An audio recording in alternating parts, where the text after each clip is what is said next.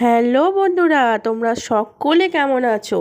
তো সকাল সকাল আজকের দিনটা আমাদের কাছে খুবই স্পেশাল একটা দিন, কারণ তোমরা দেখেই বুঝতে পারছো বাড়িতে আমাদের লেগে গেল বিয়েবাড়ি।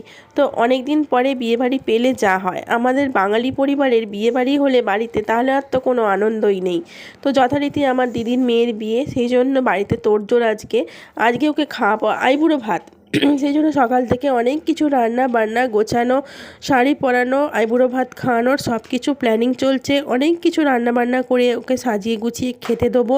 মনের মধ্যে অনেক দিনের একটা সুপ্ত ইচ্ছা ছিল অনেক কিছু রান্না বান্না করে সাজিয়ে গুছিয়ে খেতে দেবো, তো সেরকমই ব্যবস্থা করেছি।